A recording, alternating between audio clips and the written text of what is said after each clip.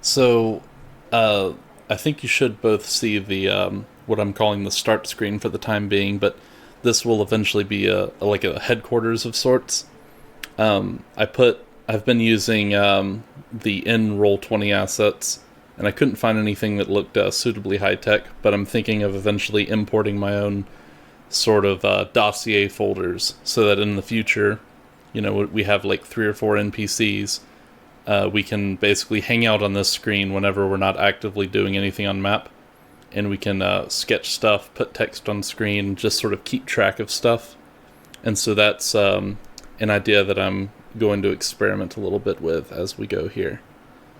And I also have a good luck charm to make Roll20 load faster.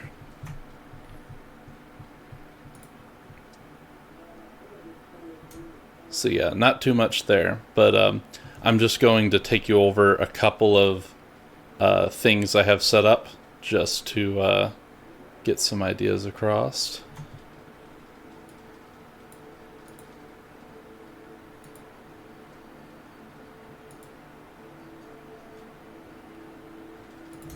Alright, you guys can see this map, or this page.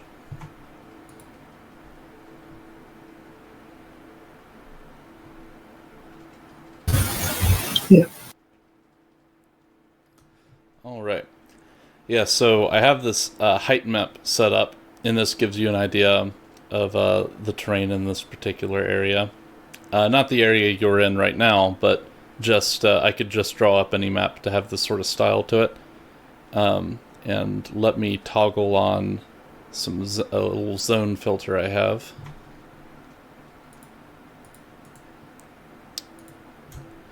Yeah, and so this is an example where I could just kind of roughly sketch out an area that you could run around in.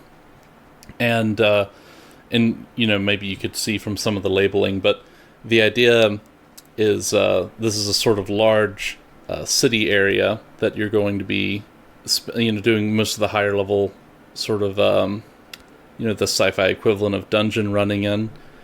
And the idea is it's effectively like a large like a mega city, if you're familiar with that as a term, just a gigantic cyberpunk style city built in a tropical zone which has fallen into disrepair. And one of the features of such a place is that there is a flood season, which will basically change up how the map works. So there's some areas that will be inaccessible during the rainy season because they'll be underwater. But then other areas will be easier to get to because now you can use a boat. That sort of dynamic. I've also been, I basically made it. I ran into a lot of problems with importing assets with the last few games I've tried to run on Roll20, and so I've been experimenting with doodling stuff. And I think that there's a lot of things I could just draw. It'd be easier to do that than to wrangle assets. And I've also been making maps using the in-game assets, and I think it's coming along pretty well. And we can look at some of those in a second.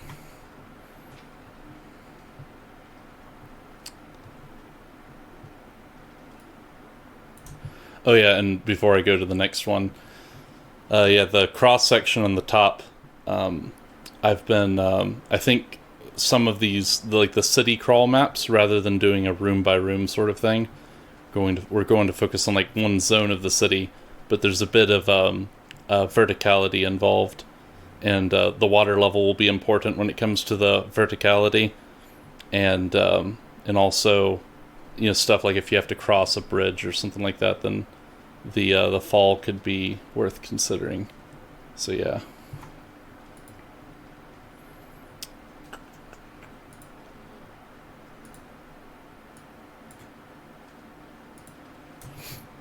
And then this is kind of an example of a little jungle tile.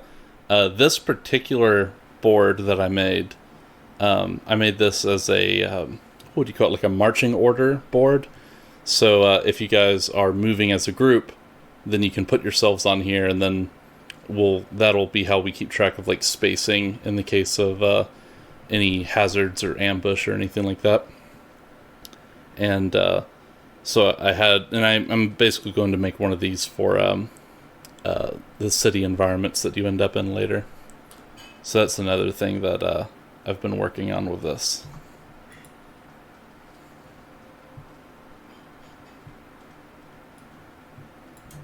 And finally, one more map I can show you guys. Hopefully this one will show up. The ship in the middle, dominating the image, it's all fuzzy because this is sort of a placeholder. But there's these sort of like a sci-fi equivalent of a Black Hawk, like a type of VTOL craft. So you'll basically, if you ever airdrop or go in with a gunship into different parts of the jungle or different parts of the city, then we could use this map. And I'm planning on creating a version of a craft like this. It's actually closer. Like what I'm picturing is closer to the thing that's in the thumbnail for the game, the purple ship. But I was wanting to have an interior so that it would look kind of like Faster Than Light if you've played that game. I haven't played it, but I know the concept. Yeah, so if you get into a shootout with something on the ground or up in the air, it would just be easy to figure out where everyone is, and so like if the chassis gets hit, we could figure out who's in that part of the ship and what gets damaged, and so that sort of stuff I think would be could be simulated here pretty well.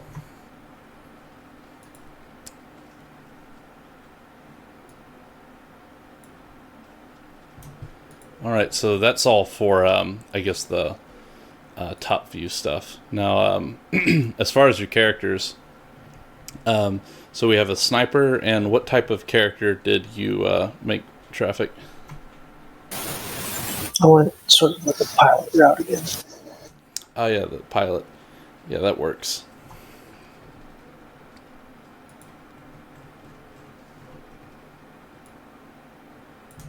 Alright. Oh, and also one other thing, and I usually, I make a habit of doing this on most of the games I run, but if you're worried about not being able to survive on the jungle or anything like that, then that's no issue skill-wise, because you can always, have an NPC be your tracker if you're somehow not able to grab that skill or anything like that. So that's one thing you don't have to worry too much about.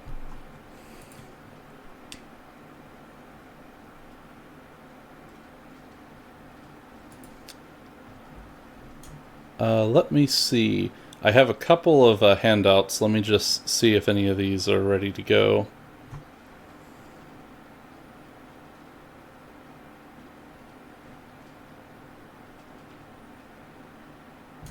Okay. So you don't have to read this right now, but this is just the city that is of interest on this planet is typically called Mega 4, and this is all of the publicly available knowledge.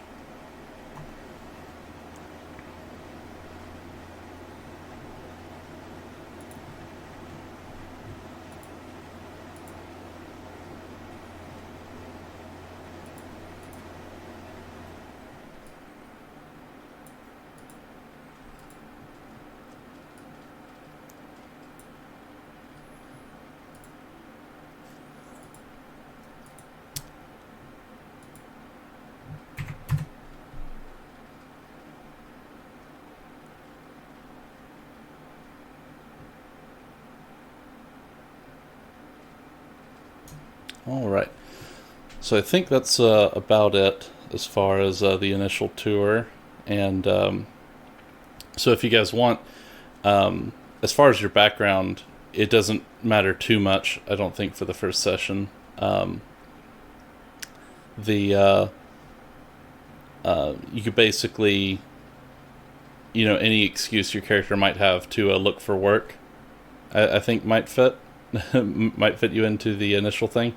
But do you want to say that you've known each other from the beginning, or do you want to say that you were both called to the same job? How would you prefer to play this? Going to where we're both called to the same job. My guy's basically going to be a mercenary. All right.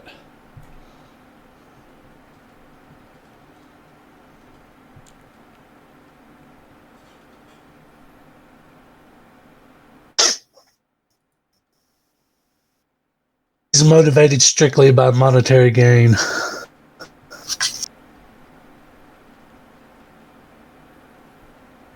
Nice. And you both have goals on your character sheet? All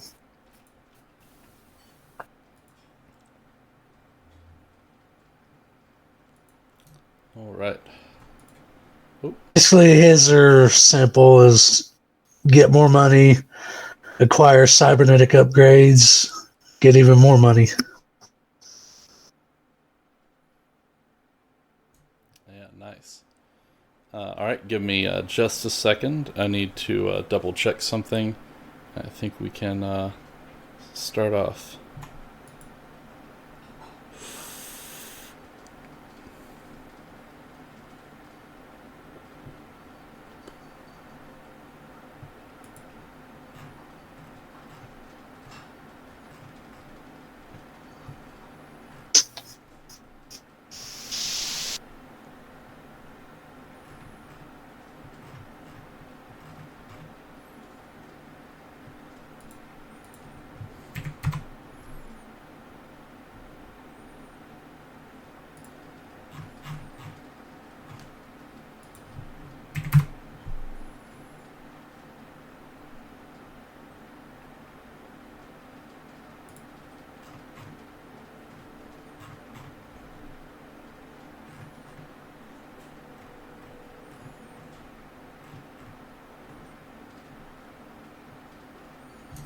All right. Yeah, I was just double checking some numbers because, credits and money in games, especially sci-fi, always good to check to make sure you haven't added or subtracted too many digits.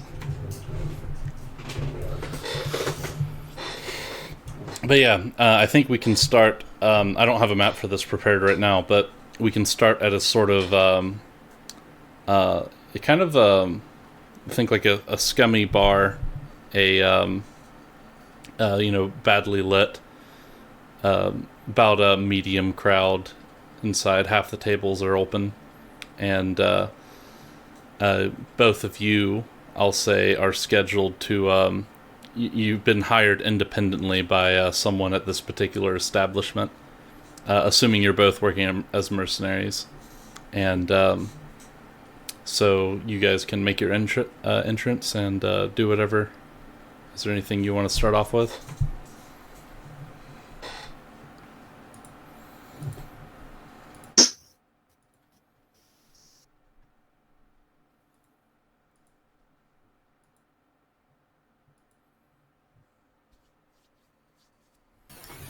Guess once I go in, I'm assuming I have a description of who I'm supposed to be meeting.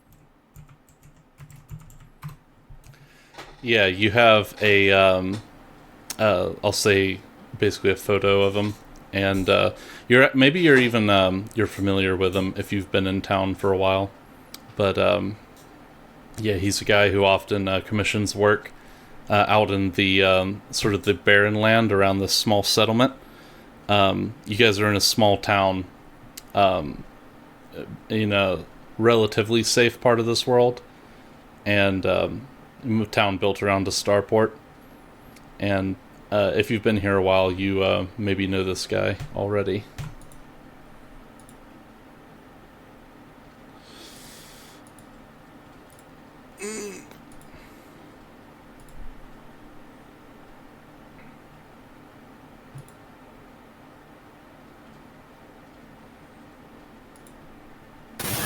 So I guess once I will go in, I'll scan the room.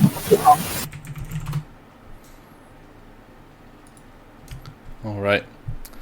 Yeah. So you know this guy's name is Anton Durson, And I'll go ahead and start a handout of names while I'm thinking about it.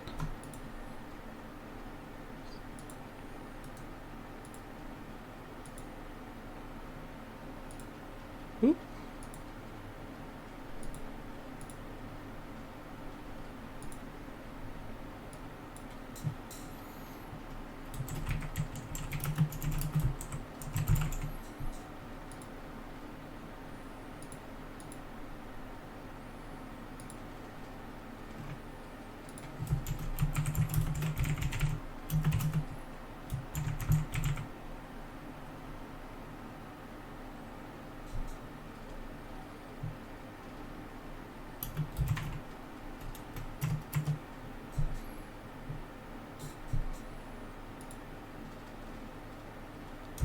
Alright, you should be able to see that. I'll just add onto here miscellaneous info. So yeah, you and I'm flying by the seat of my pants here, but I'll just say that there's some sort of comm network that you were contacted through, and you were just notified that there was an available job, and this is the time and place for the meeting. And you'll be able to recognize him visually, and if you look around the room, you see him sitting in a corner booth.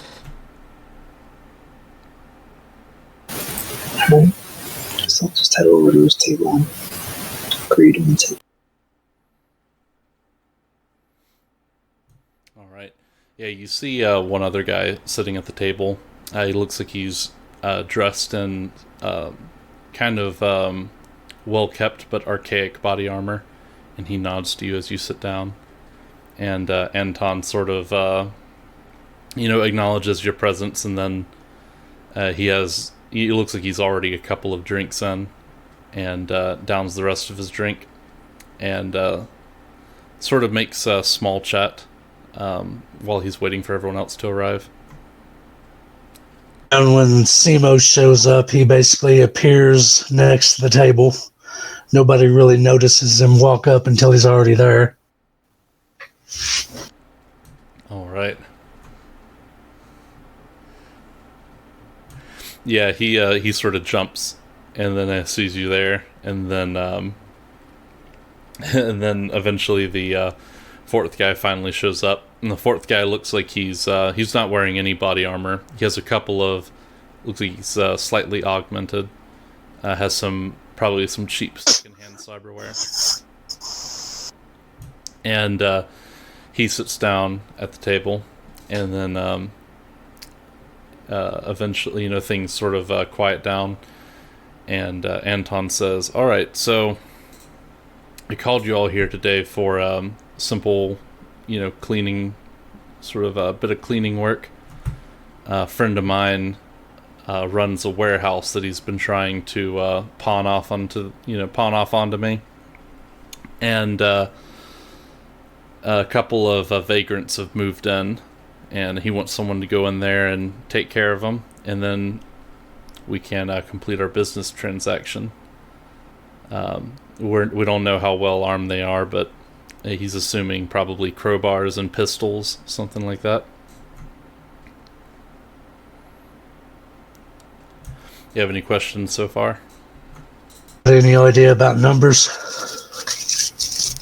Yeah, he says there were probably 2 or 3 of them, but yeah, he's been watching the place, and they come and go. Probably no more than 5 of them at once.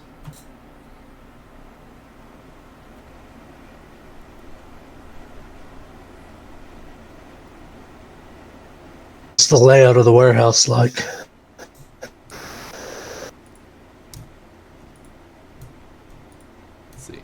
Let's see. It's got a main room. It's in a rough part of the Barrens. Has a caved-in roof at one point, so not very lots of cover, lots of hiding places. So you definitely need to check stuff out, make sure you're on your toes. And there's a couple of back rooms as well, locker room, waiting room. It's a pretty small building though overall.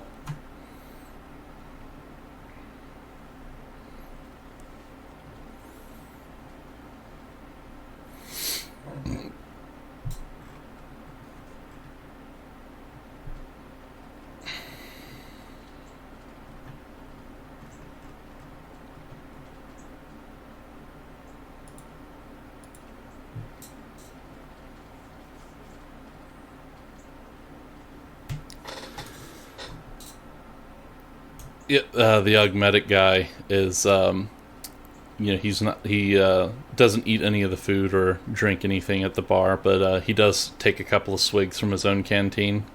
He has slung around his shoulder, and he's eating this white powdery cake stuff that he brought with him, and then there's the other guy has been pretty much silent the entire time.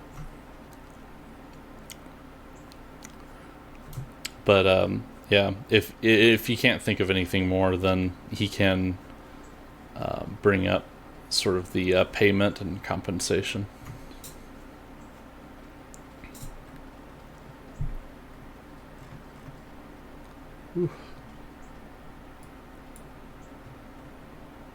I mean, sounds pretty straightforward to me.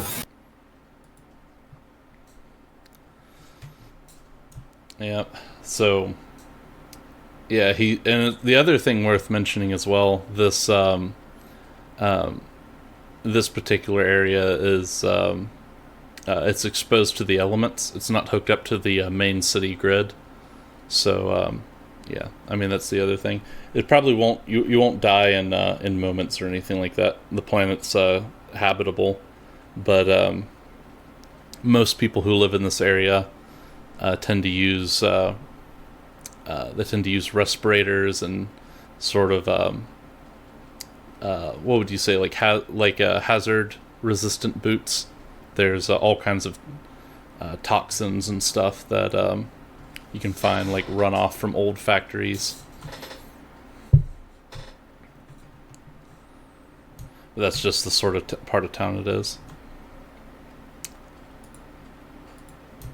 At any rate, he promises 1,000 credits to each person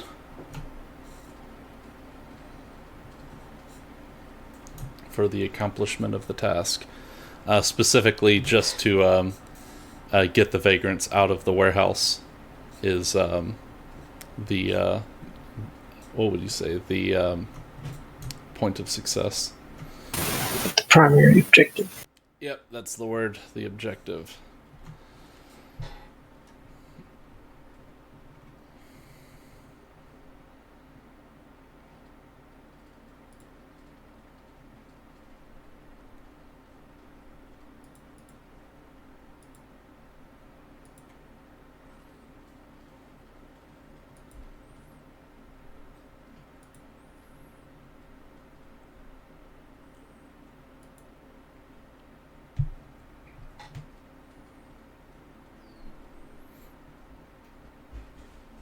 All right. So yeah, he this sort of goes on for a little bit. Maybe he's like talking about the particulars or something like that. The particulars of the business, the credit transfer and all that. But yeah, if you you guys can basically just accept the 1,000 credits, ask any other questions, make any skill rolls you want, or we can just go to the next part.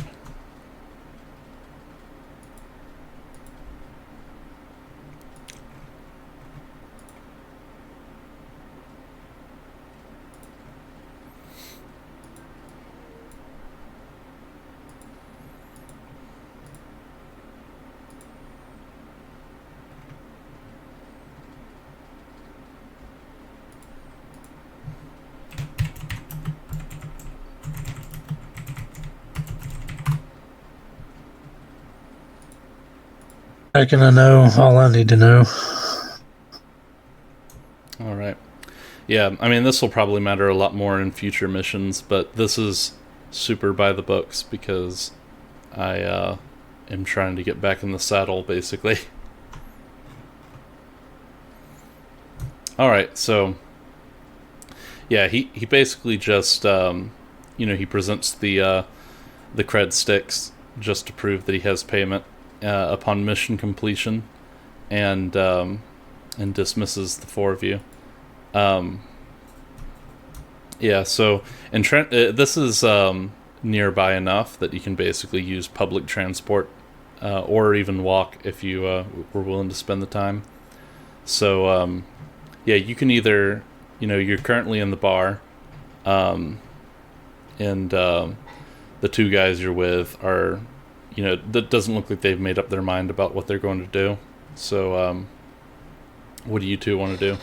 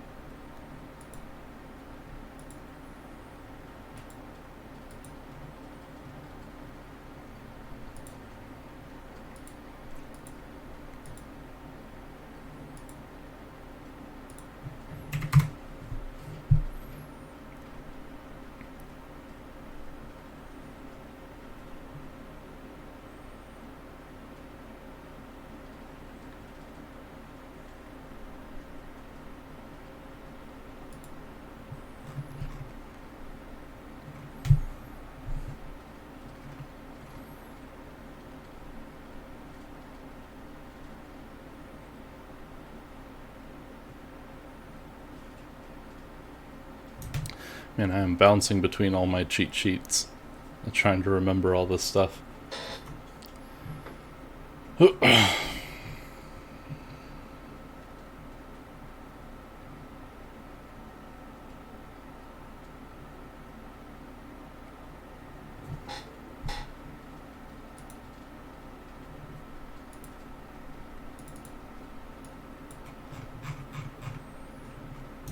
But yeah, you guys can stay here, you can leave right away, or you can do anything in between. Stop somewhere, look for somewhere else on the way.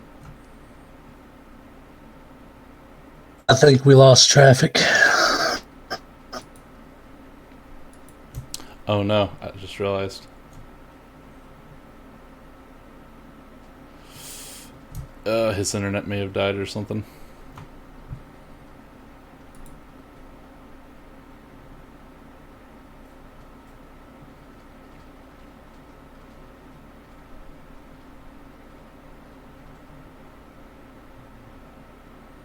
Until he comes back, Simo's just gonna drink and shoot the shit. Yep.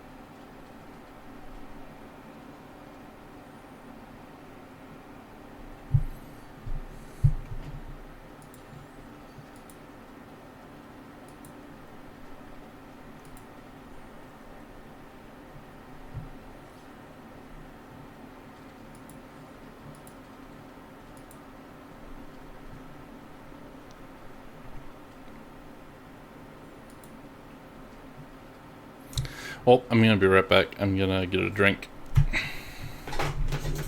Uh,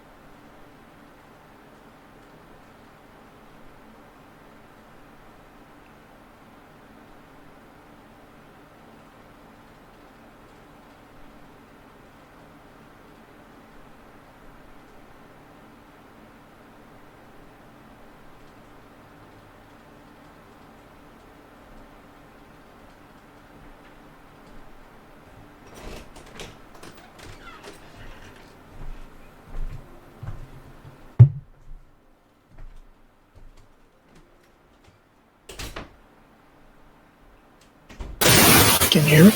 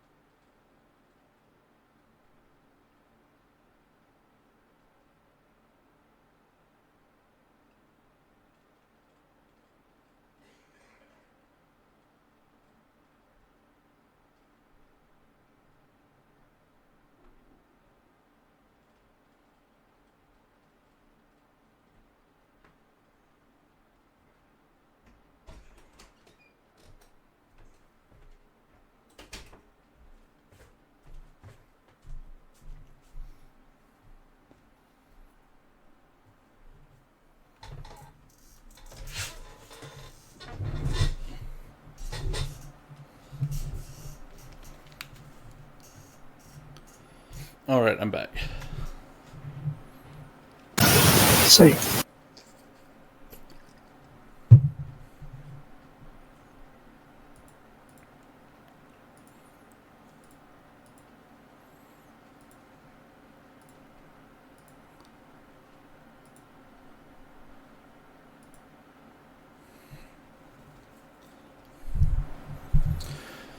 All right, yeah. So basically, you guys just know that there's this warehouse. You have the address for the warehouse.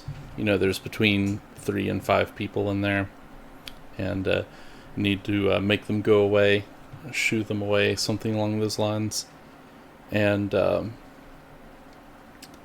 yeah, that's basically it. And you're promised 1,000 credits apiece.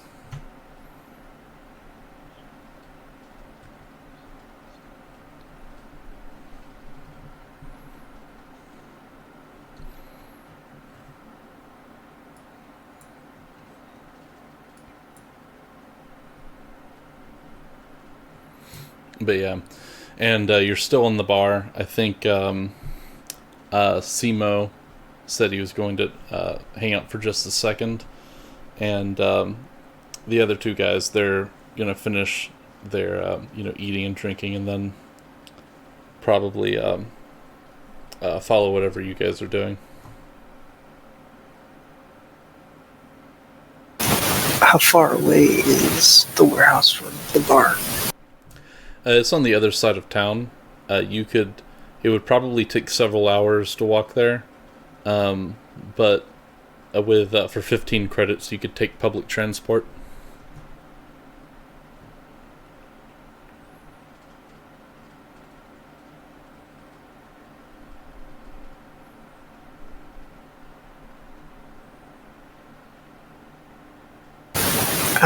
Can could I use the first level of my Wanderer skill instead? You can always find free transport to a desired destination for yourself and a small group of your friends, provided any traffic goes to the place. Finding this transportation takes no more than an hour, but it may not be a strictly legitimate means of travel. Oh, nice. Yeah, that's perfect, honestly. Yeah, you can find a some type of large flatbed, and you can all jump on the back of it while it's heading in that direction.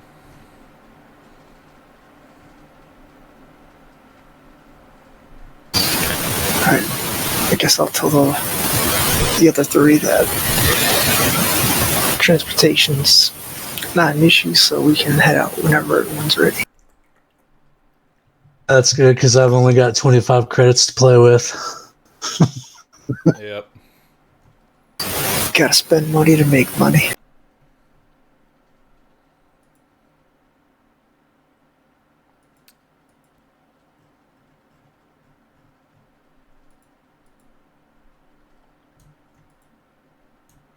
Alright, give me just a second.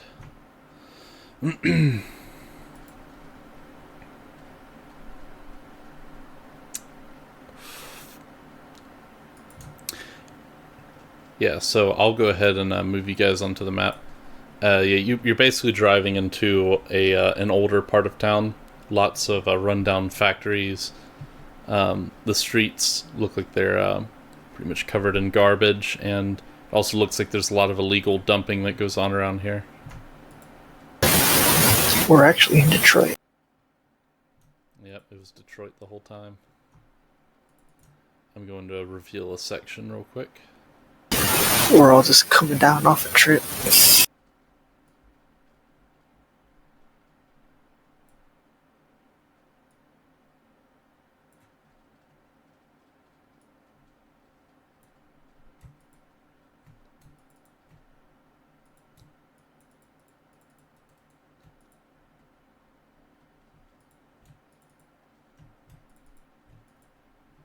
Oh, how did you ping again? Let's click. There. There we go.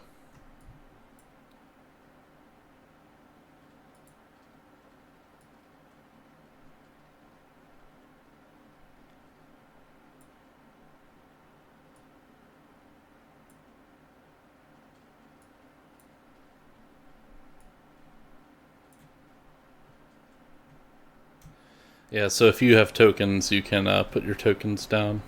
Otherwise, you could use any placeholder you wish.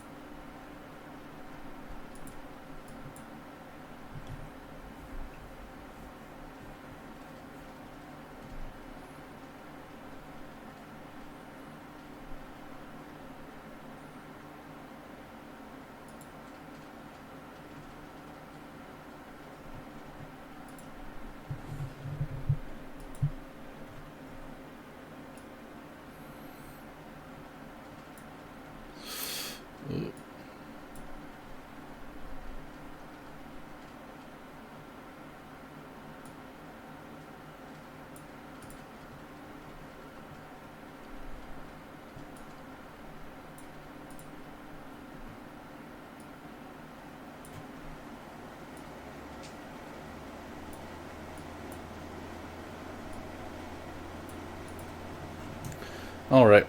So yeah, you're sitting at the you're sitting on a street. You can see this doorway, and this appears to be the building at the correct address. So, what sort of approach do you guys want to go with? Are there any windows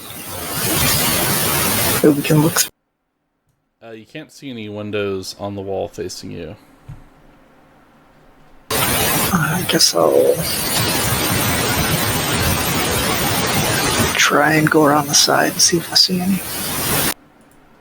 Is this over here? It's a garbage bin. It's jammed into an alley to where it's taking up the whole alley.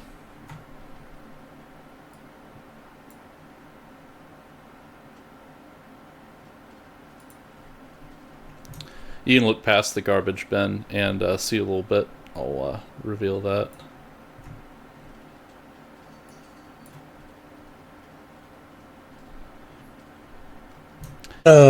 Walk the perimeter of the building and see if I can find any roof access.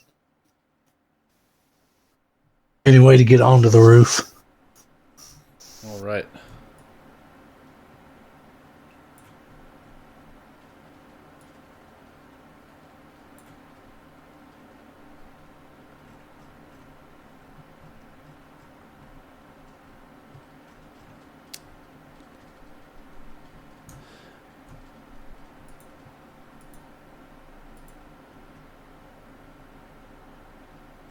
Let me see what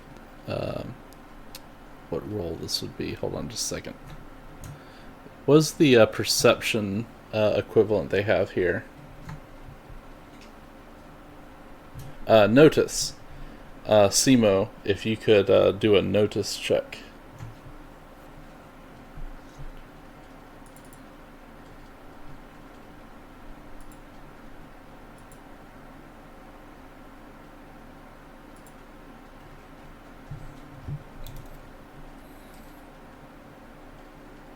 Modifiers.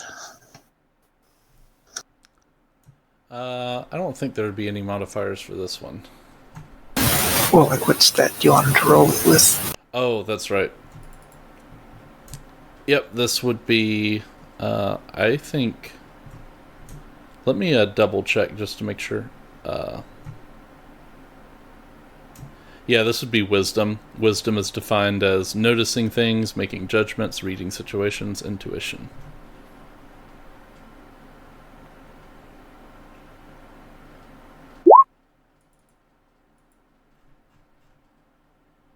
Yep, that's pretty good. So yeah, if basically when you're doing your circle around the building, you see that there are a couple of windows on the back, which I'll go ahead and draw where those are. Oh.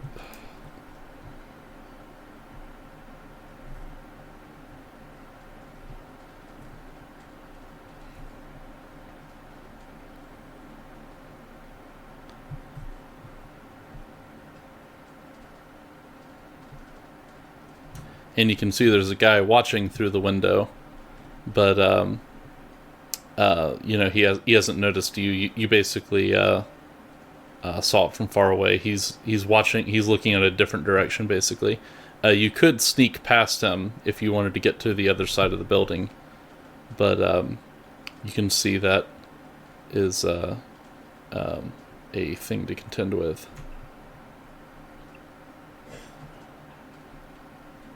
What characteristic is snake? Dexterity, I assume. Yeah, dexterity and sneak if you want to get by.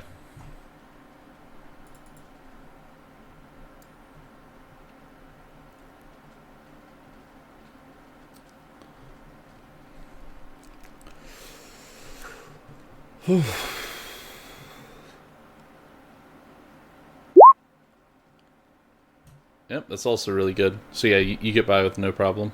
You're on the other side of all that rubble, on the other end of the building now.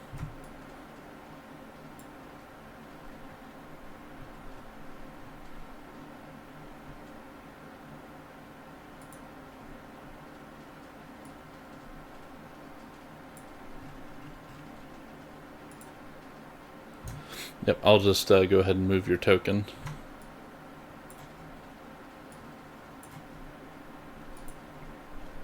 So you just want to keep doing your circuit unless you see danger or anything like that? Yeah.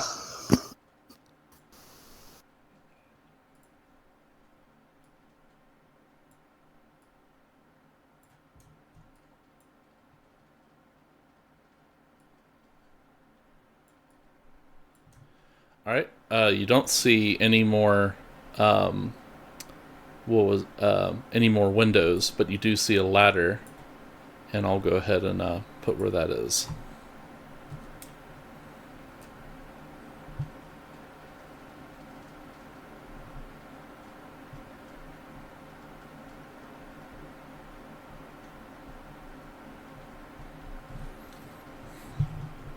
And I'm going to go to the ladder and go up it as quietly as possible. All right. Yeah, so the top of the building, it's basically, let's see. Yeah, it's completely, it's pretty much like a flat top of the building, a little bit of old busted AC units. You can see it looks like a hatch on one side, which I'll illuminate that.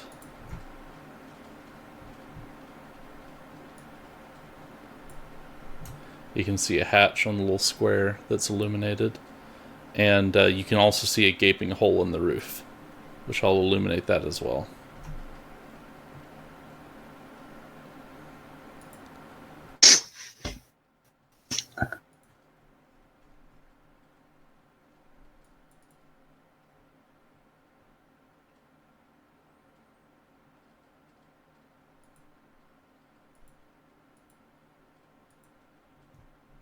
And I'm going to go over to the hatch.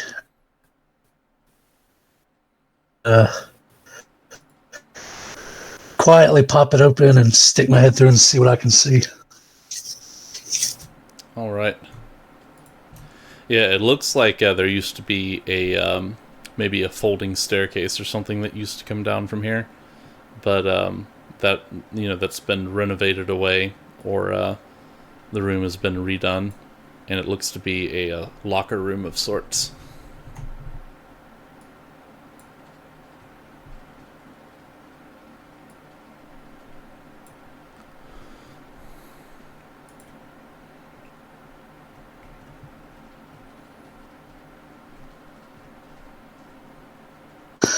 Our compads, they work as communication devices too, right? Yep, I believe so. I'm going to tell the others that I found access on the roof. We can go in through a hatch.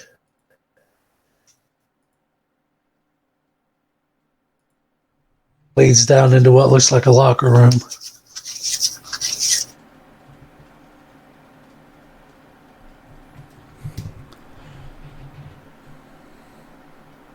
All right, so does Pete do anything with that information?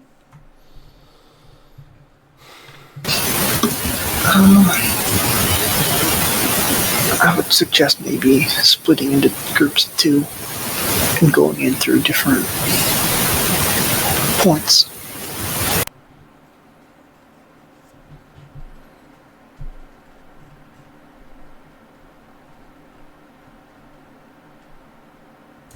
Oh, I should also be sure to illuminate these. I'm double checking on my other screen that I'm illuminating everything that needs to be.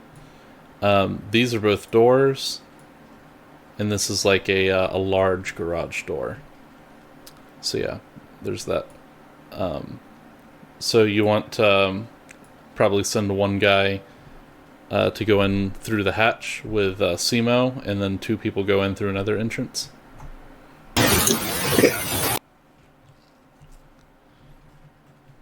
All right.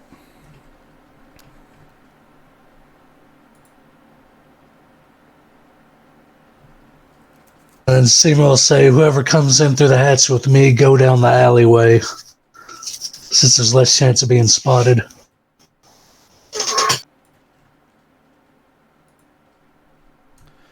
All right. So the augmented guy, he's going to try and climb over these dumpsters.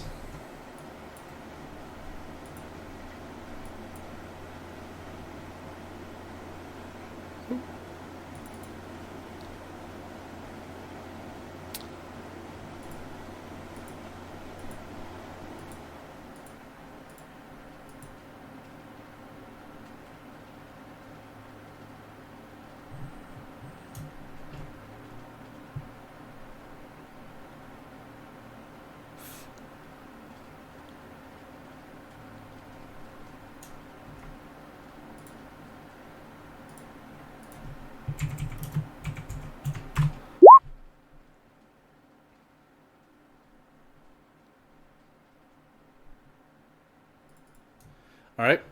Yeah, and in this case, he was basically doing like a. This was more of a sneak roll, like a finesse sort of thing, because the climbing over a dumpster isn't that difficult, but there's lots of potential for noise. But yeah, it seems he gets over with no problem, and he makes it over to the ladder, climbs up, and now he's over by Simo on the roof.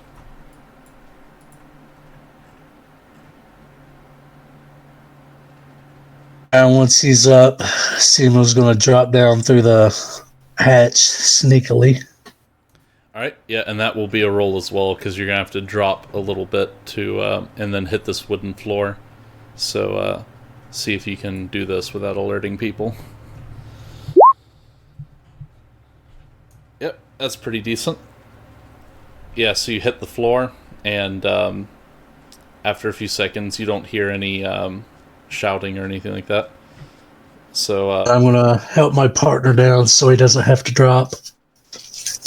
all right. Yeah, let me see about the assist rules here. This is a good opportunity to learn that.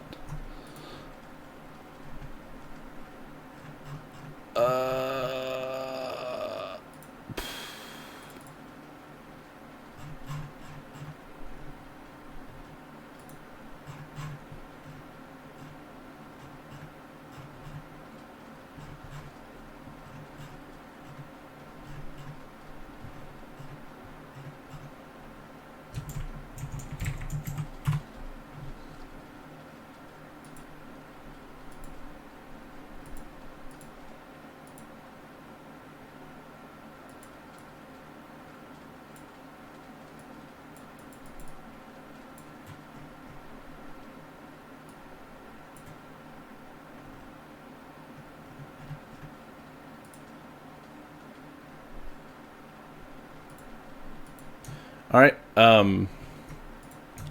Yeah, I think it's just a flat bonus to his roll, so I'll just have him roll and give him like a +2 for now.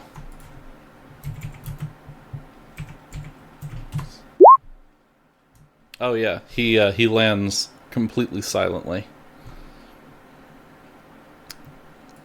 So yep, you're both in the building. What do you want to do now? I'm going to go over to this door and peep through it. All right. Quietly, of course. Yep, that'll be no problem. Yeah, you open the door a little bit, and the doors on the outside of the building are pretty heavy duty, bulletproof doors. They look to be the ones that came with the building, since this was built in a rough part of town. The doors in here look more like office doors.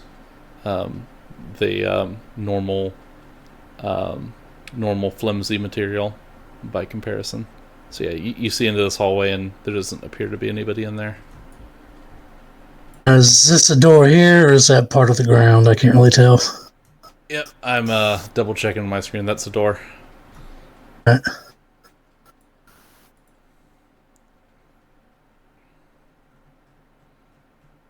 Alrighty, I'm gonna sneak over to it and keep it open just enough to see inside.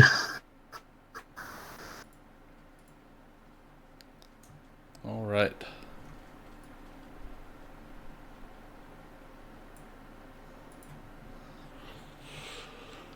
Yeah, you basically see one guy is looks like he's messing with a compad, some sort, and there's a couple of electronics on the desk in front of him.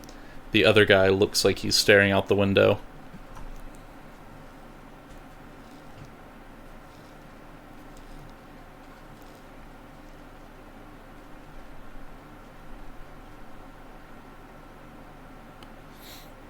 Yep, they don't appear to be. There's like a gun leaned up against the table, looks to be a rifle, and then there's also a pistol on the table. But oh yeah, and they're also wearing, it looks like chemical resistant clothing.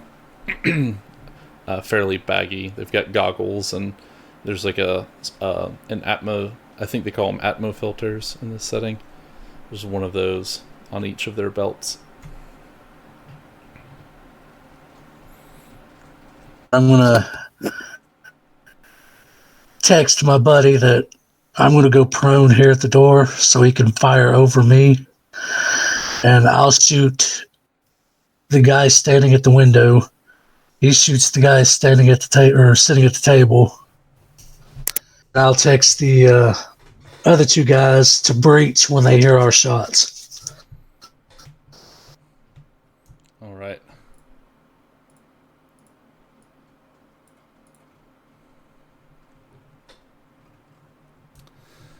So yeah, Pete and the other the gunfighter, you guys are going to go in through the front door. How reinforced does this door look?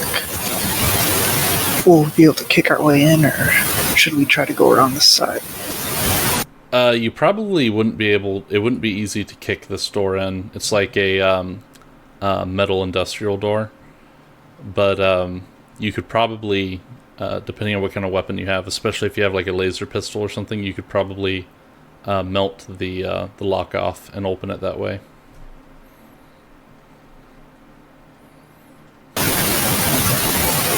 Would I be able to use fix to pick the lock? Yeah, you could do that.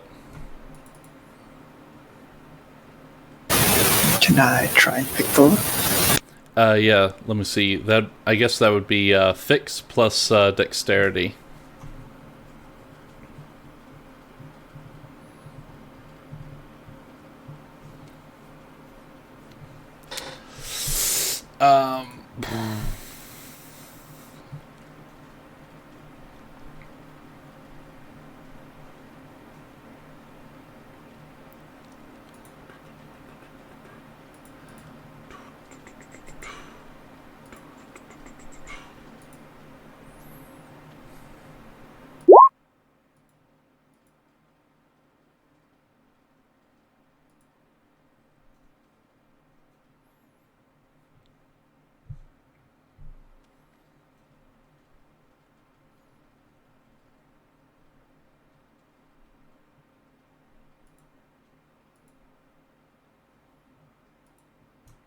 All right, let me see here.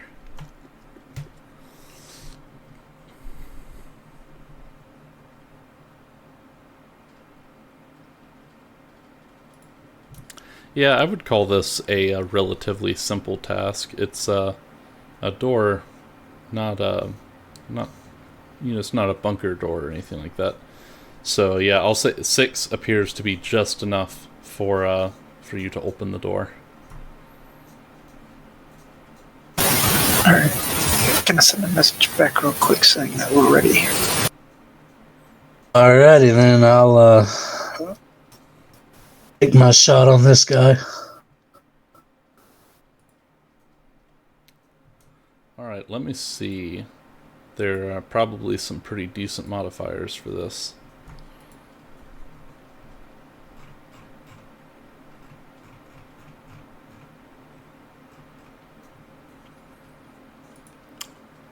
Come on now.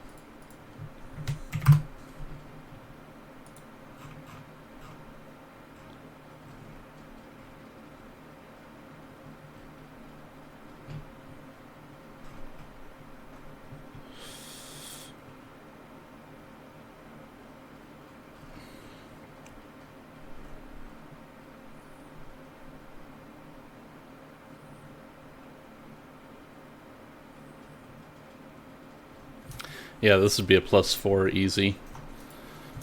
So yeah, if you and the guy there, you want to, did you say you want to shoot the guy by the window and you want him to shoot the other guy? Yeah. All right. So yeah, if you, let me just double check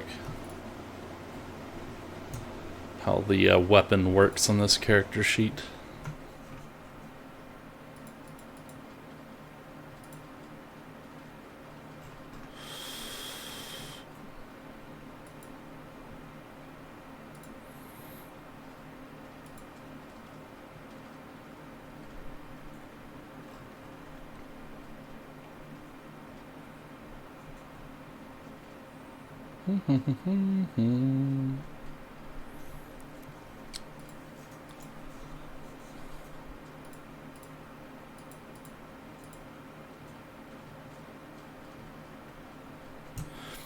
Traffic, do you remember how to roll damage on this? I think the hit... Oh, it's already done. I think so, yeah. You just go to the quick menu weapon and click it, and it does it all. Ah, that's right.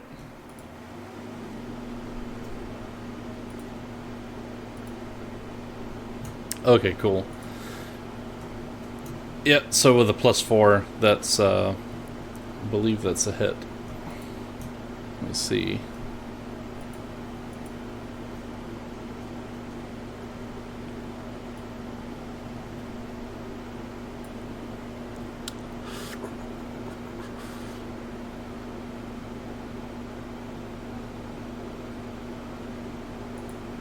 Oh, no, it's actually, not quite enough. It's a beat AC system, I think, now that I'm remembering.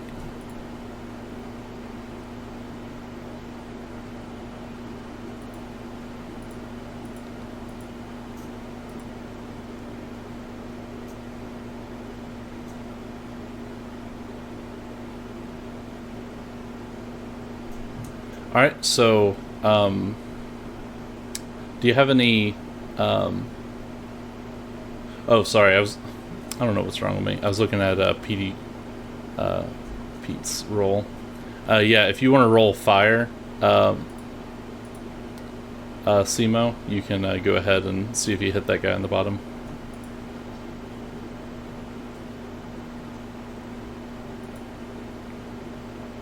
Are there any modifiers? Yeah, +4.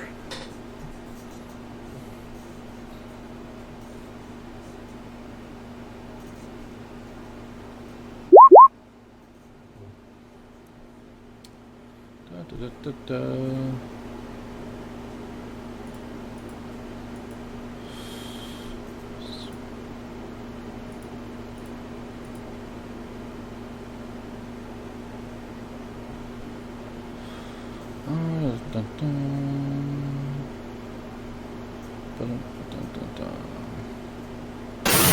I think there should be a 14.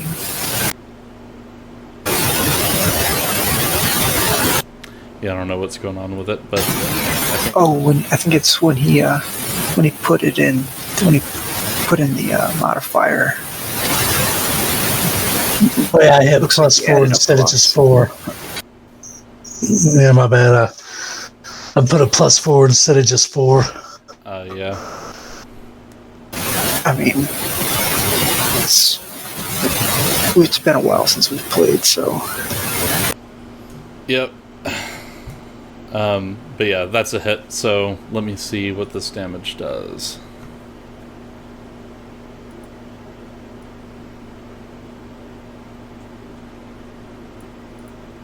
Oh yeah. So you basically end them.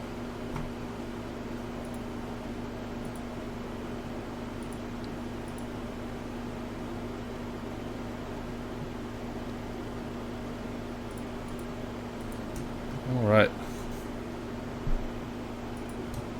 And for this guy.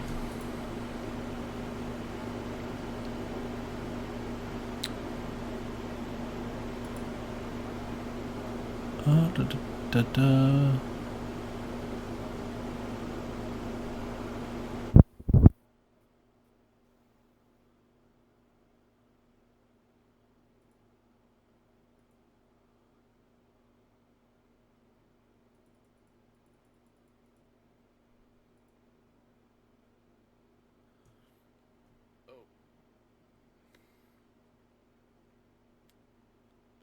Pistol. Come on, where is it?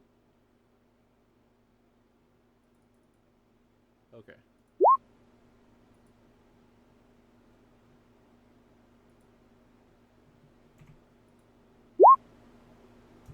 Whoa, okay. Oh, it's because he rolled an 18. Yeah, so the other guy gets a bullet in the head as well. And initiative hasn't even been rolled yet.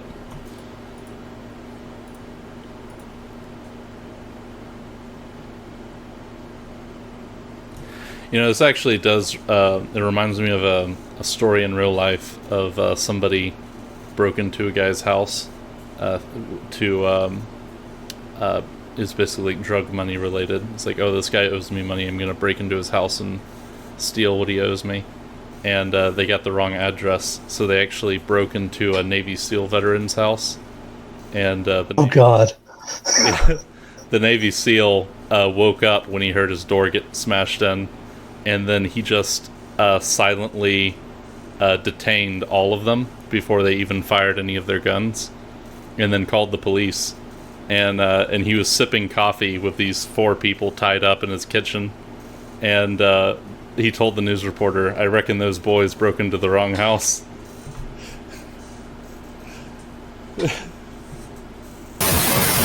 It was at this moment they realized they fucked up.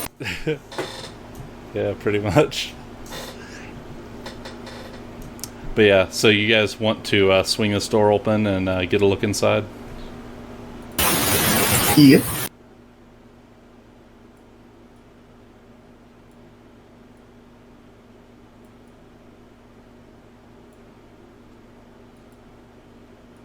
Oh, can you guys move your tokens, by the way?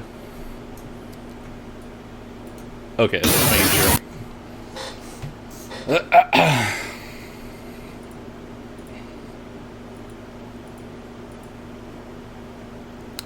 Alright, so I think I'll go ahead and pull the initiative tracker up.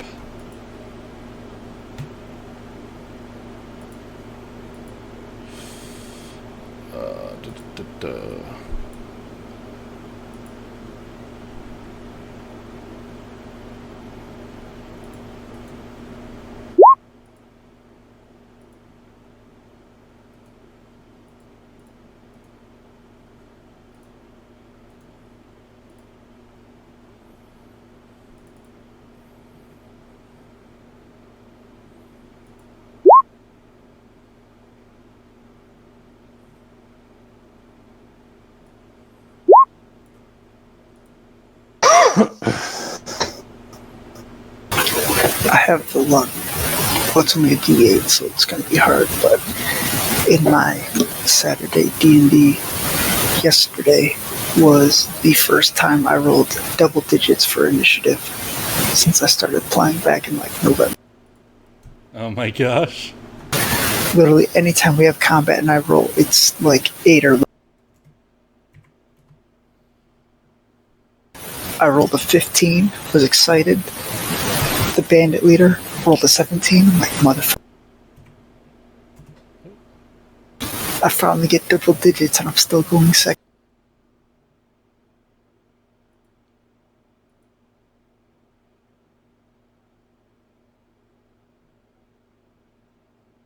Alright, did you roll yet, Nash?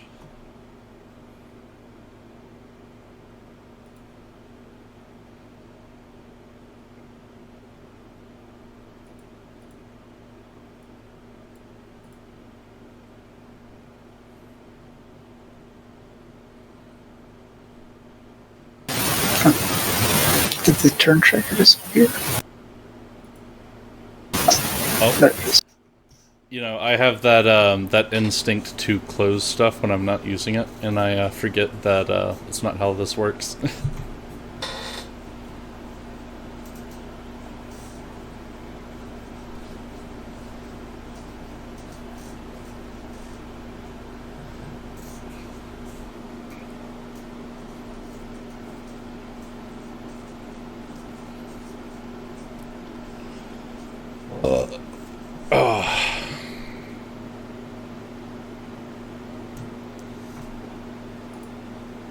Have you got your initiative sorted, Nash?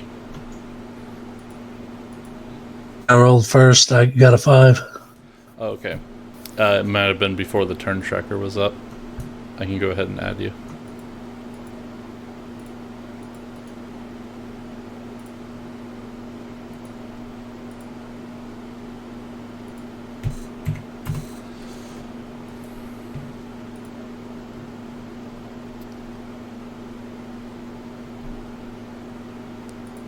Right, I'll go ahead and just reveal from this guy's perspective.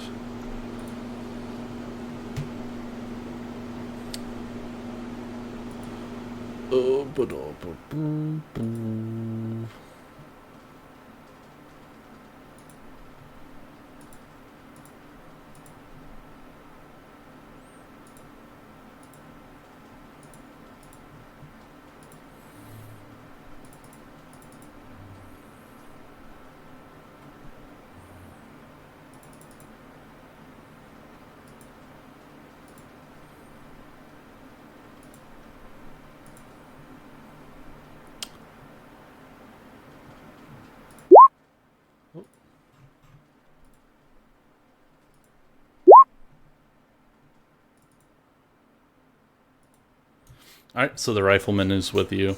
He runs up against a box, peeks around the corner, takes a shot, and unfortunately misses.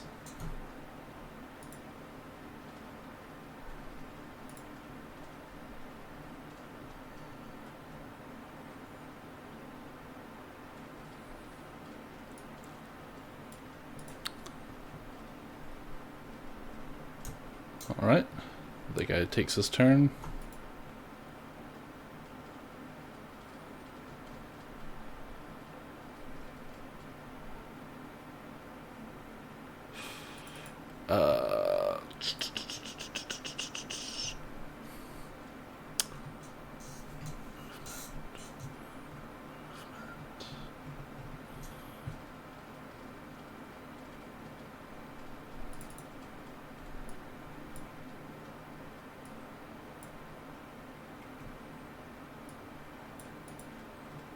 That guy takes his turn.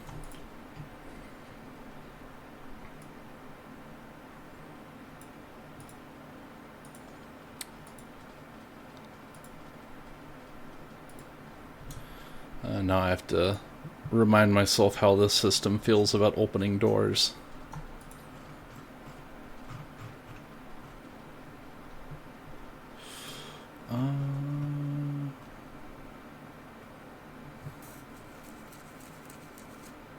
Yeah, okay. You can open a door as an on-turn action, I think. So he should be able to swing this door open.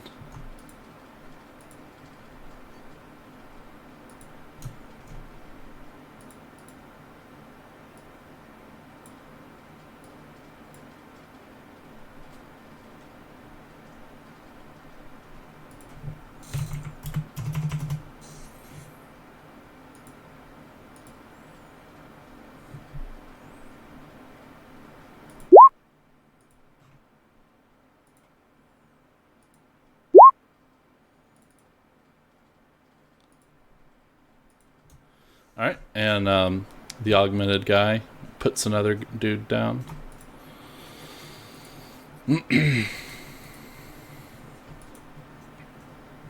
With a couple of shots from a semi-auto pistol. Should have been mentioning the gun he's been using this whole time. But yeah, it's a semi-auto pistol.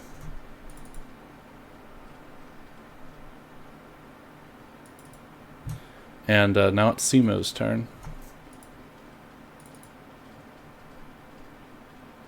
What's my movement range?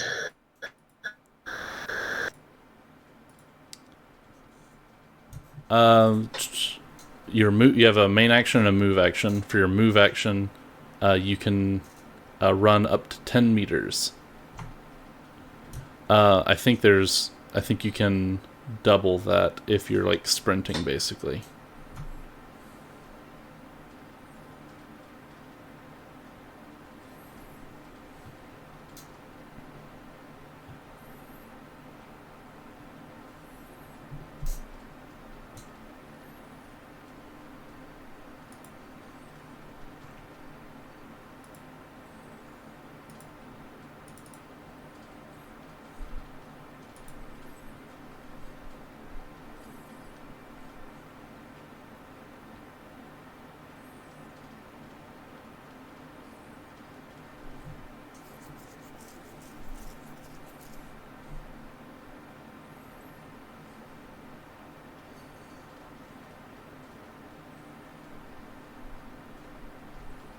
There we go.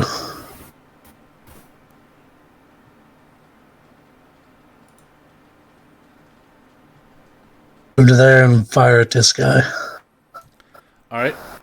There will be one thing that will happen before that, unfortunately. There's one of these guys. He basically ran behind here and did a readied action for... let me double check just to be sure. But he may get an attack of opportunity, basically.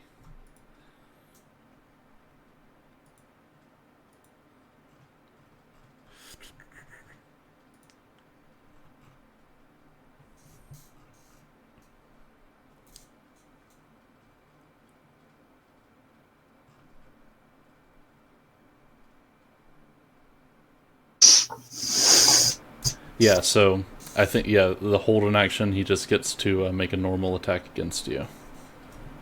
Let me see real quick. Yeah, okay.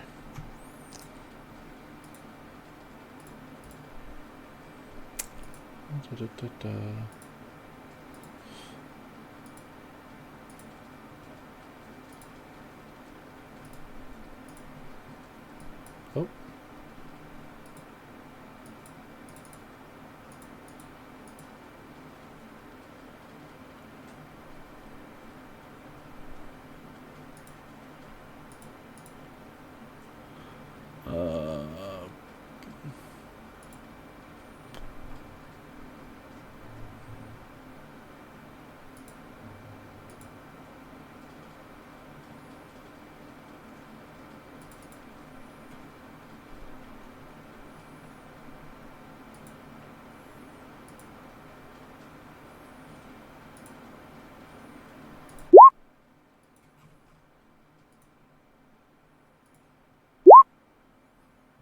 Alright, yeah, that's a horrible miss.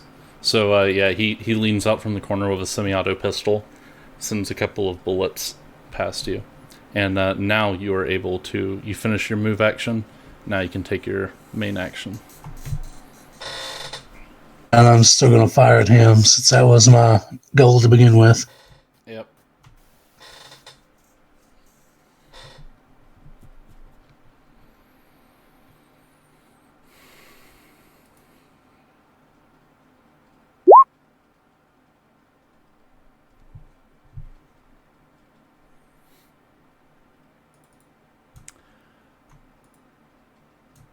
Let me see.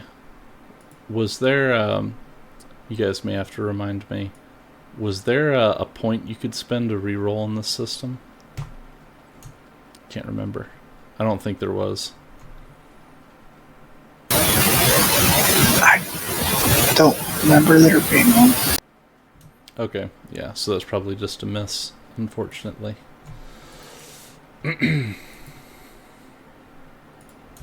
Alright. And then, unless you want to do something else, I think you use your main and your move. Alright.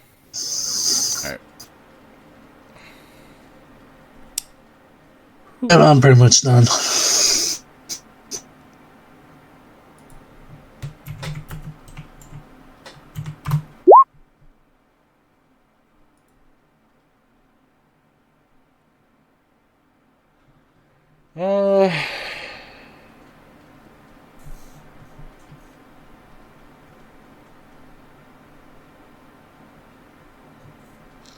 Oh, man.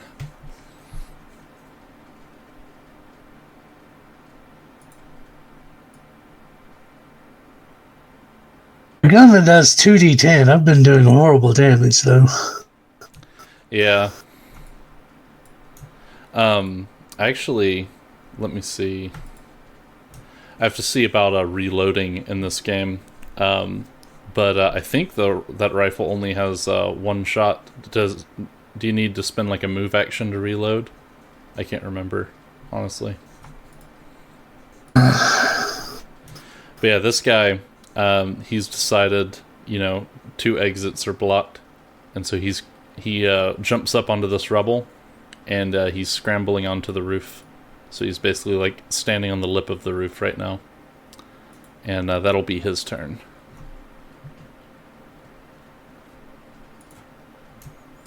Now it's Pete. If I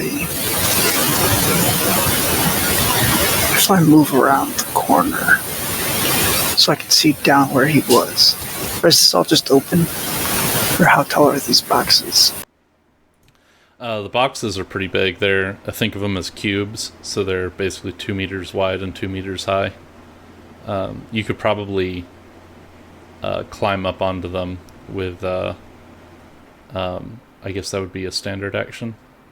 I'd have to double check if you really wanted to do it. Can I see the one who is trying to escape from where I'm at? That's actually a pretty good point.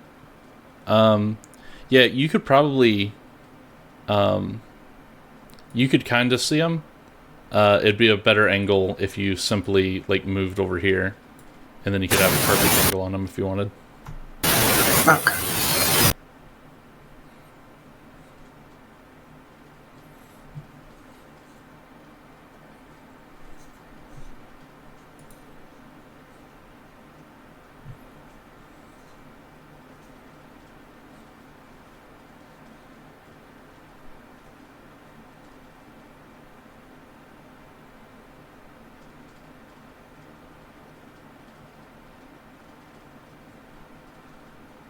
I'm gonna move there and I'm going to take a shot at the guy trying to escape. Alright.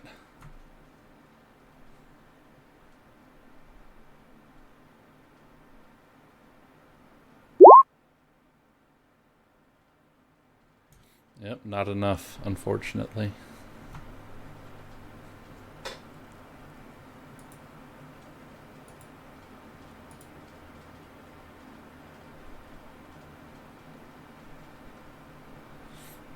But is that it for your turn?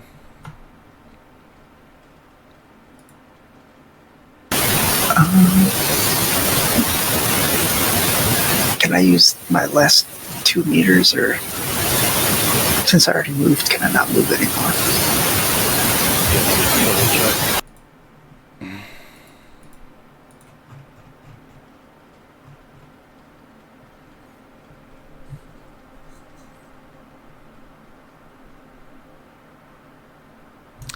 No, it says you can't split your move action, unfortunately. That's it for me. Alright.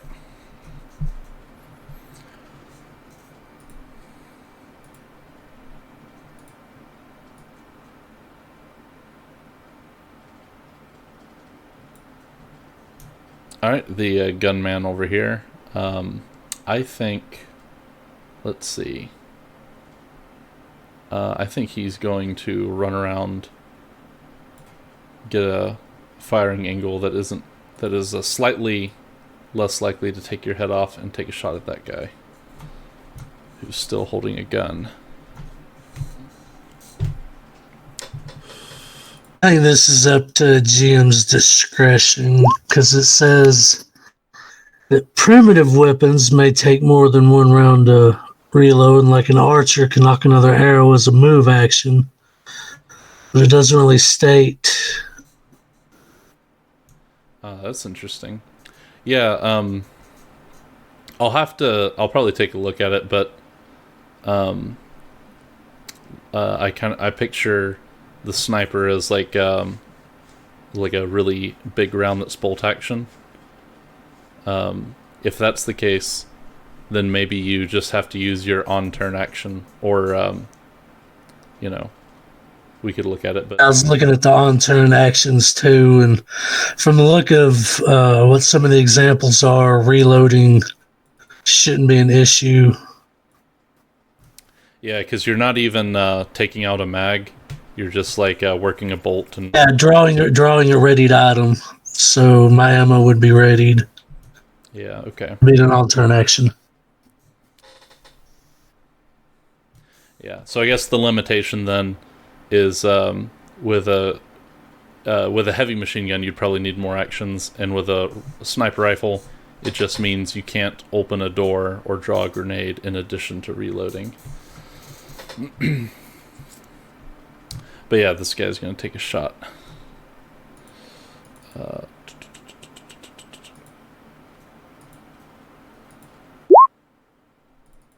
Alright. yep, that goes right between the eyes, and now that guy's dead.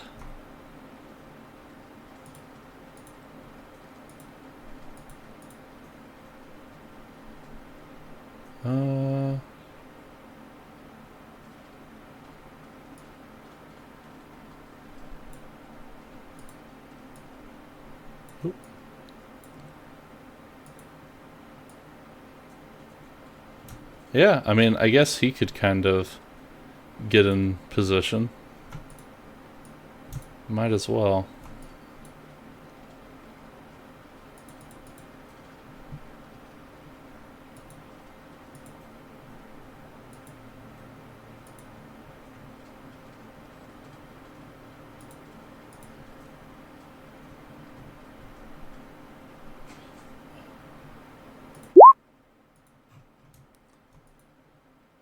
Alright, takes the semi-auto pistol. Yep, and does him in. So final guy's dead.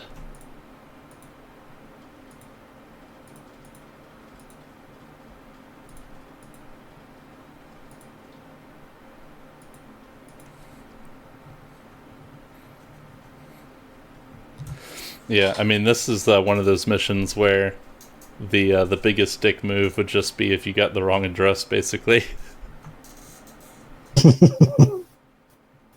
But yeah, you guys went full special forces on these guys camping out in this warehouse, and it's now clear.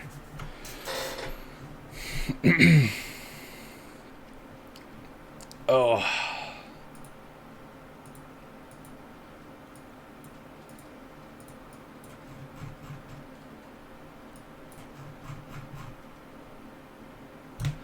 Alright, and you haven't figured out your goals yet, Traffic?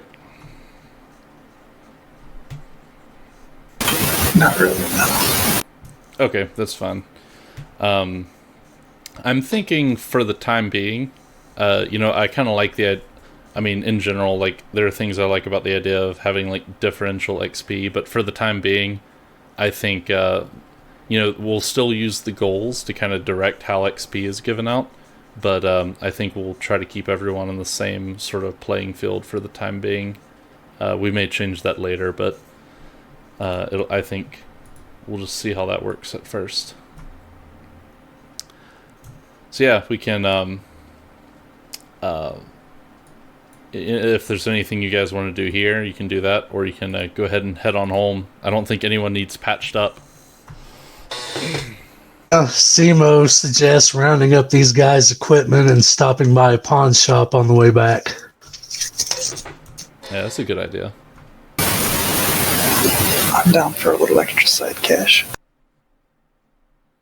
I've only got 25 credits to my name, and even if we only get 100 credits for all this, that's still an extra 25 credits for us. Just doubled your money. Yep.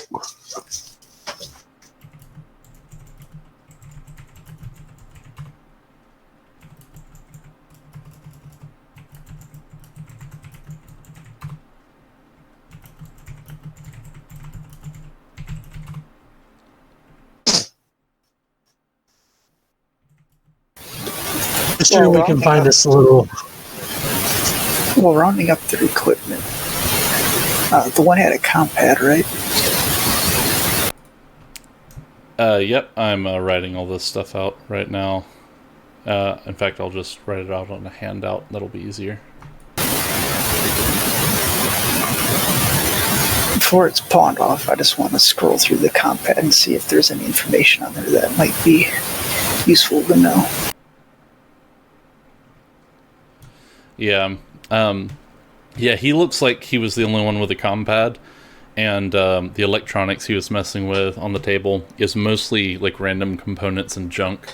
There's not too much that's worth. There's a couple of bags of like pieces of different electronics that probably only worth anything in salvage.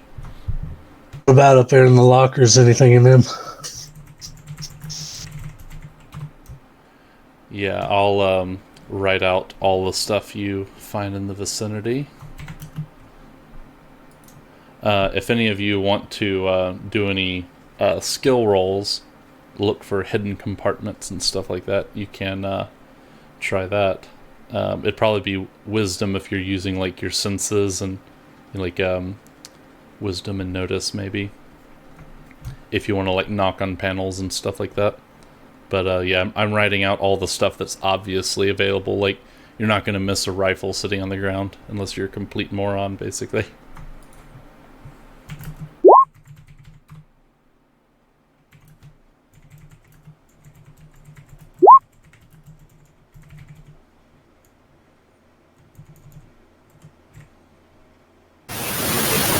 Damn, basically got a crit. Double crit.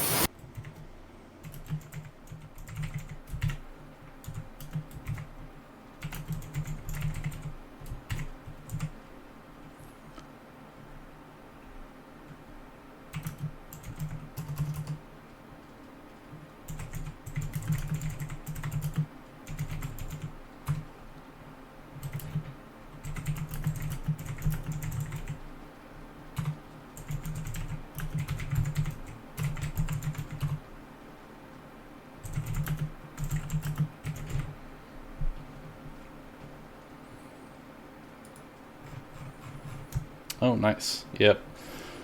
Yeah, so let me see here.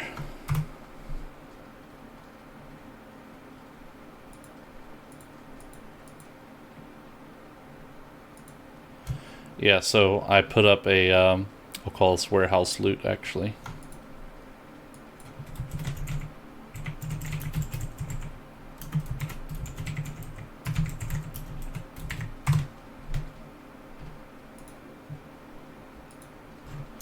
Alright, you should be able to see that, and in a second I will add on what you find.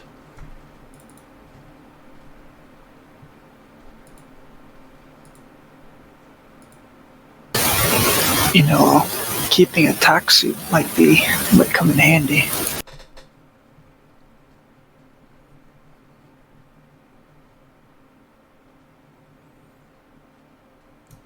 Yeah, it could. These particular talk suits are basically like think of like 5 different hazmat suits that have sort of been patched together. It's like the boots from one suit and the gloves from another. So not as good as if you bought a proper one, but definitely better than nothing.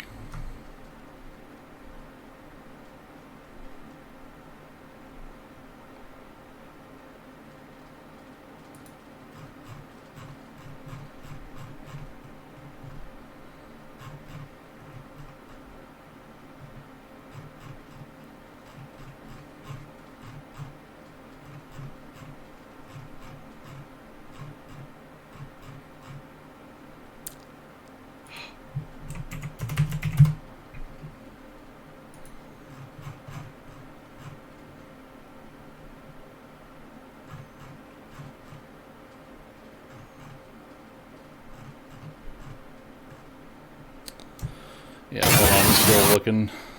Oh, what were you gonna say?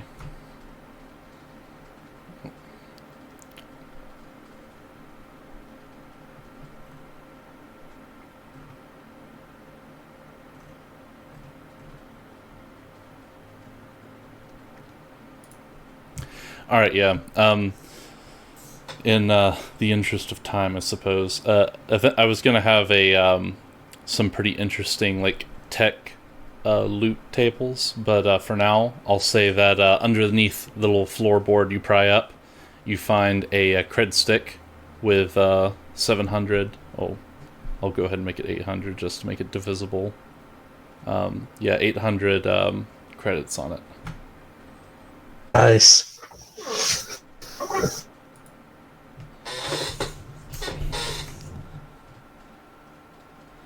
But yeah, I'm a big fan of what do you call it?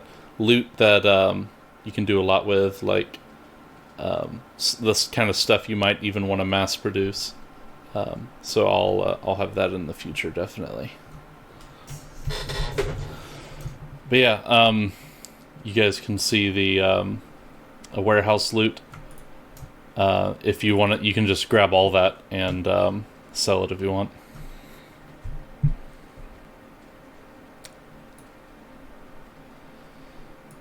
my god, if this was a video game, I would be scouring this place from top to fucking bottom looking for the shotgun those shells go to. Oh yeah, definitely. It's like 3 pistols, 3 magazines, 2 rifles, 2 magazines, 2 boxes of shotgun shells. I'm like, I'm missing a shotgun. No, I watched. I can never remember which one because there's so many. But whatever the recent Resident Evil game was, where you start off in the I think like the Louisiana swamp. Uh, I watched one guy play that, and he got almost to the end of the game without having the shotgun. So he had like, I mean, it was frustrating to watch because he was like maxed out on 3 different types of shotgun ammo, but still didn't have the shotgun.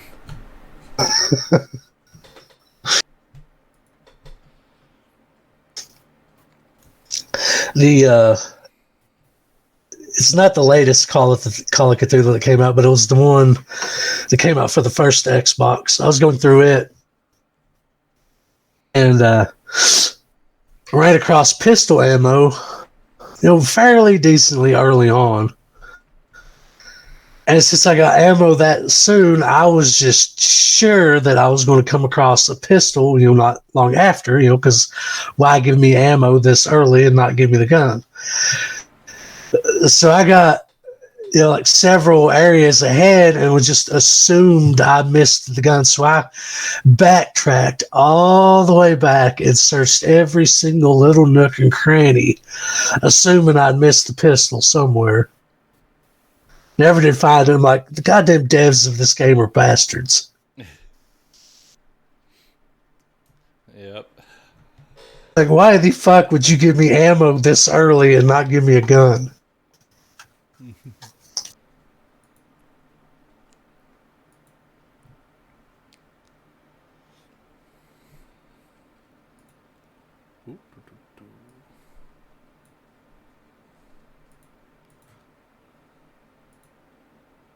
Whew.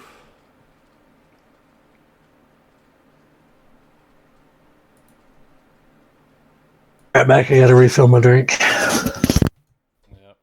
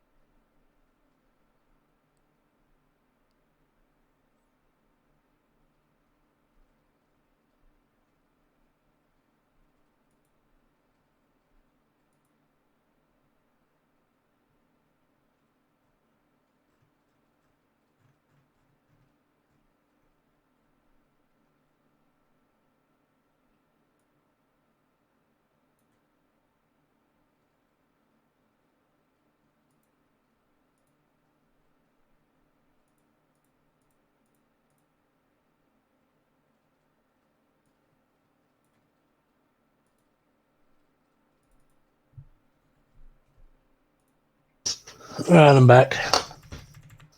Welcome back.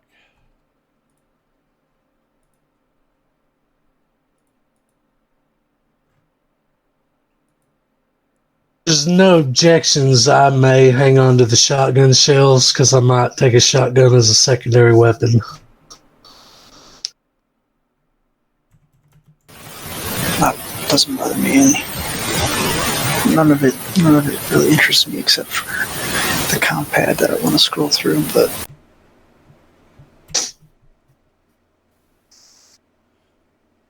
Oh yeah, yeah. As far as the compad, let's see. You have any hacking type skills?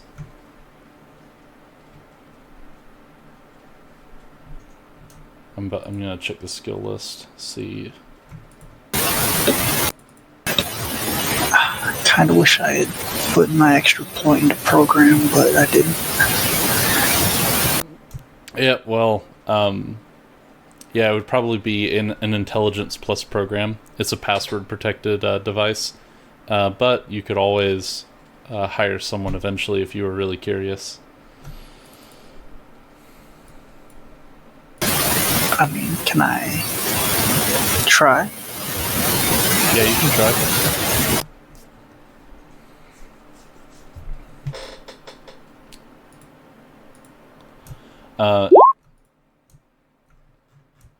Yeah, it's pretty low stakes. Not much can go wrong. Let's see.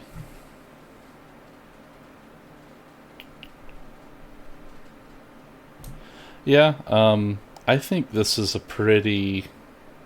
well, let me double check hacking just to be sure.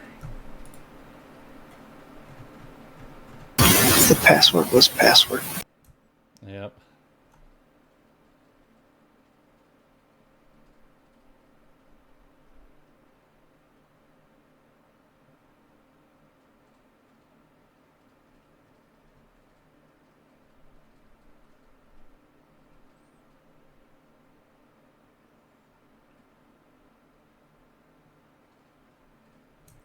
Yeah, so I'll say you're not able to get into the main memory of the phone, but you are able to pull up like a sort of a message history, and you get a particular frequency, and so you can read through some messages, and if you choose to do so, there appears to be some sort of network that this guy is associated with. Like an underground information network. Might be worth keeping this compad then.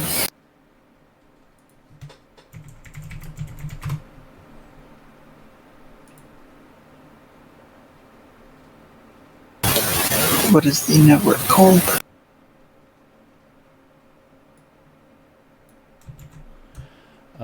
I will put it. It's called a Denny Vorte, and I will put it in your in the. Let me find out what it's called. The person's handout I created earlier.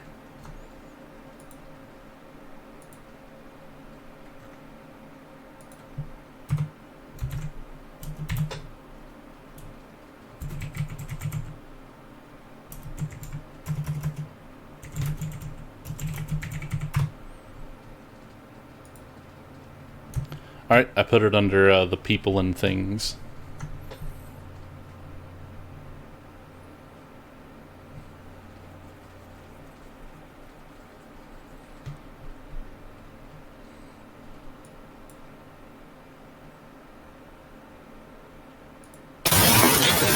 Do I recognize the name at all?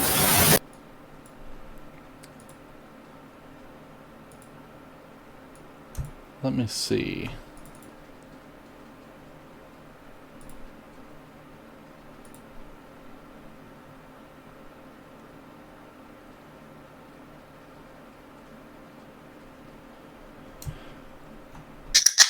So that might be intelligence plus no, I think.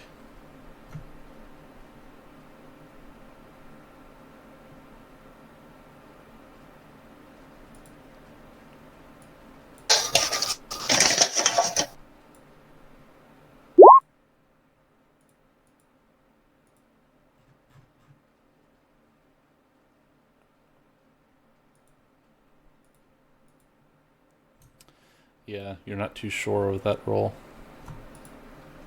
I'm gonna ask the others then and see if any of them know anything. I've ever heard of Denny Forte.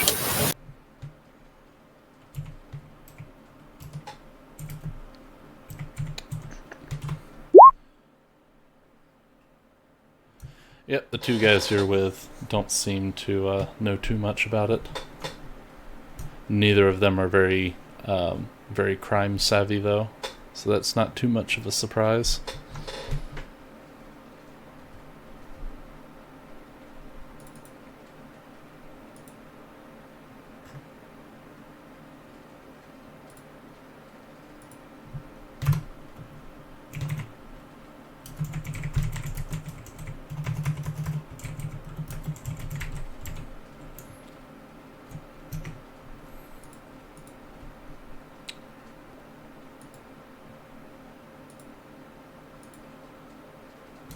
All right. Yeah, I'm calculating the. You basically wanted to. Did you want to sell everything except the shotgun shells, basically? Yeah, pretty much. All right. Cool.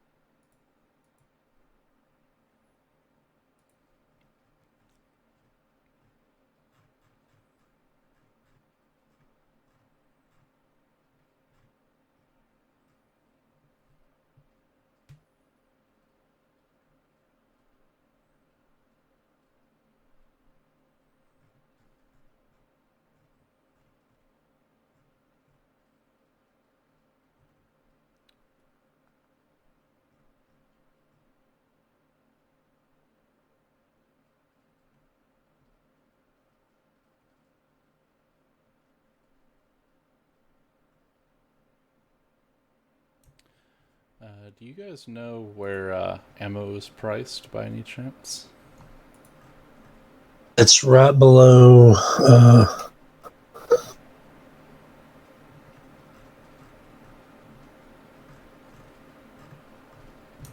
I see. It's under general. It's in equipment. Yep.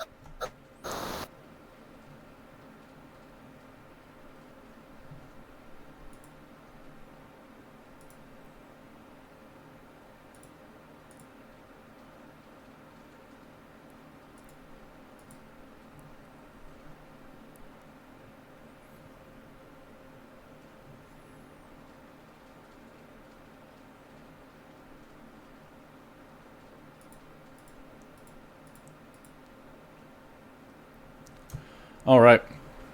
And you wanted to hold on to the compad and the shotgun shells. Other than that, you make 402 credits.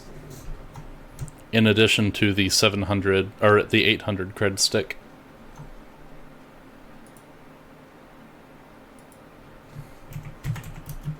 The question though is, did he tell anyone he found the cred stick? That's a good question. Yeah, he did. He's up and up.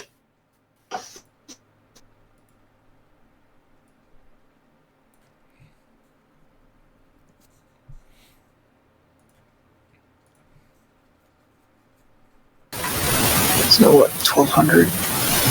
So we're getting an extra 300 off this on top of our 1,000 from the job. Pretty nice. Yep. Yeah, so you guys can yeah, I guess with Traffic's ability, you can hitch a ride back to the bar, and there's no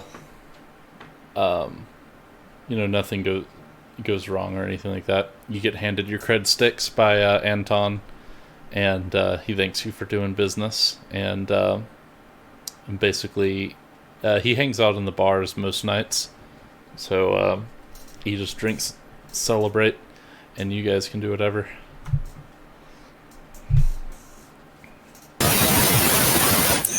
I'm gonna hang out with him a little bit, have a drink or two.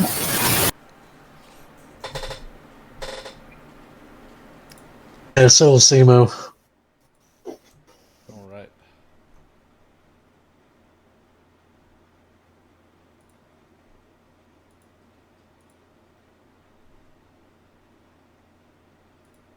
It hurts to get friendly with somebody who might hire you again in the future. Yeah, definitely. Yeah, I mean, Anton, I was going to make a dossier for him and put it on just a picture on the start page eventually, once I get that looking nicer. But yeah, he's just one of the guys you can get jobs from in the future.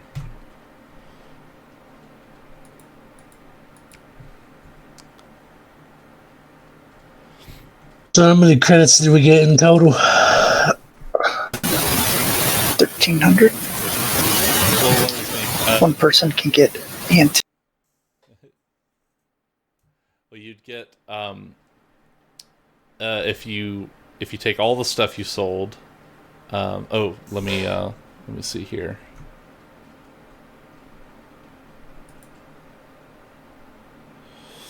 And the cred stick I found, I divide that up evenly. Simo's a heartless killer, but he's a professional heartless killer. Everybody gets a fair share. Yeah, so that's an extra. So each of you get 1,300 credits.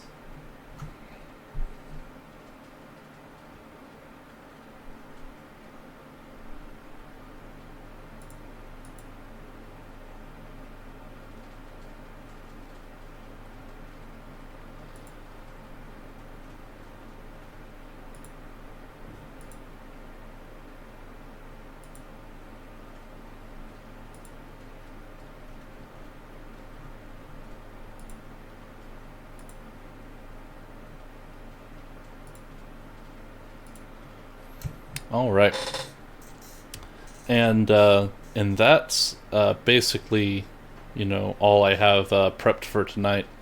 But I think even just now getting back into Stars Without Number, I'm already feeling pretty good about it.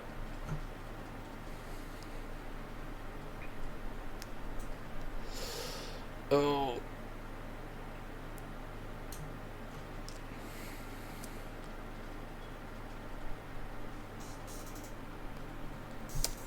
Let me see.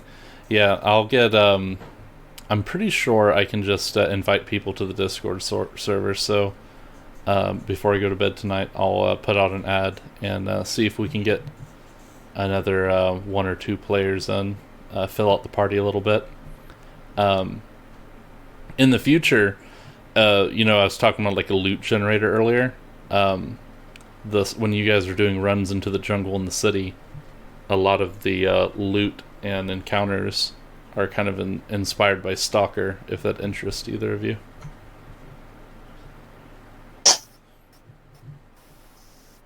I never had a chance to play it. I was gonna say I've heard of it, but I've never actually played it or looked too much into it myself. Yeah, I think it'll be pretty good. Just lots of strange weirdness and I think another way you could look at it is kind of like a sci-fi version of Indiana Jones almost. But rather than getting a golden idol, you're getting a battery that holds an infinite amount of energy or something like that.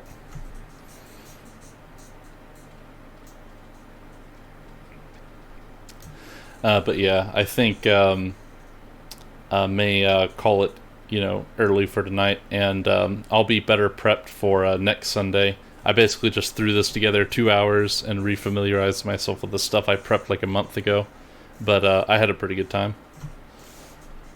Yeah, me too. Yeah, I was a little doubtful of doing Stars Without Number again, because I didn't care for it too much the first time, but feeling a little better about it than the first time we played it. Yeah, that's good. I'm also starting with next mission. In fact, there's going to be, I was going to have more piloting opportunities. I think especially with that the FTL thing I showed you earlier with the gunship. There's that, and you were also talking about mech piloting way back when. So I have some ideas about how to go about that as well. So I think that could be pretty fun. You, like, way back before this, when we first started about talking about this cyberpunk style game, did you mention something about getting some cybernetic implants and then like working off the debt? Yeah, I was originally when I built this whole thing up, I was going to have was it a U Traffic and Hellforge.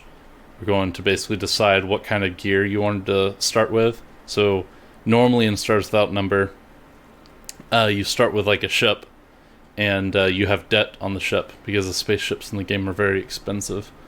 And so the first arc of the campaign is just you paying off the ship, and instead, because this is a mostly planet-bound campaign arc, at least in the beginning, I was going to instead have your paying off a vehicle, like a different vehicle, like a big tank or a helicopter, like a gunship or something like that.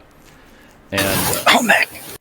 yeah, I mean, I had mechs in there too. In fact, what I had in mind was basically a big gunship that could drop off stuff, in the middle of the jungle as you need it, and you could just have like a small or medium-sized mech that you carry with you. So yeah, and like mechs, I play lots of jungle maps with Mech Warrior. I think the jungle maps are my favorite because they have like these maps with mud and volcanoes and stuff like that. It's an aspect of mech combat that I really like.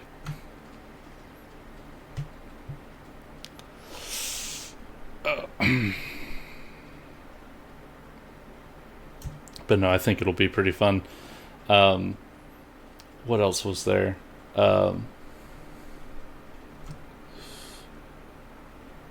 Yeah, I can't think of too much else, but I should probably be getting to bed soon, so I will talk to you guys next week. Alrighty, see ya.